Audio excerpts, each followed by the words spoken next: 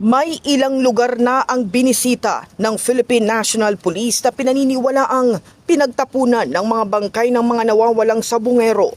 Ayon kay PNP Chief General Nicolas Torre III, hindi lamang sa Batangas at Laguna, kundi maging sa Metro Manila at iba pang karatig na lugar. Meron na kami mga ilan na binibisita. May mga areas kami not only around Laguna or Batangas, but in other parts of the Metro and other parts in the underlying areas. Bagamat hindi pa nila isinasa publiko ang eksaktong mga lokasyon, sinabi ni Torre na ang kanilang focus ay matukoy kung saan itinago ang tinatawag nilang body of the crime. Basta essentially, kung saan mo itatago ang body of the crime, ganun, as usual.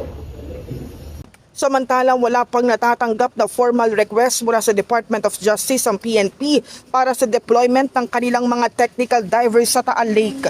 Ayon kay PNP spokesperson Brigadier General Jean Fajardo, handa ang PNP na magbigay ng technical na tulong sakaling hilingin ito. Katulad ng Philippine Navy at Philippine Coast Guard, may mga accredited at registered divers din ng PNP na maaaring agad i-deploy. Wala pa po tayong natatanggap na formal request for the possible deployment and employment po ng ating mga technical divers. But marami po tayong train po ng mga police po, na mga diver po, kagaya po ng ibang ahensya like the Philippine Navy, like the Coast Guard, may sarili din po yan mga divers po.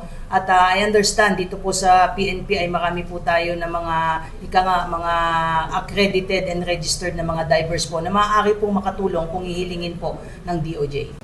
In the heart of changing lives, ako si Brigada Kath Austria ng 105.1 Brigada News FM Manila, the Music and News Authority.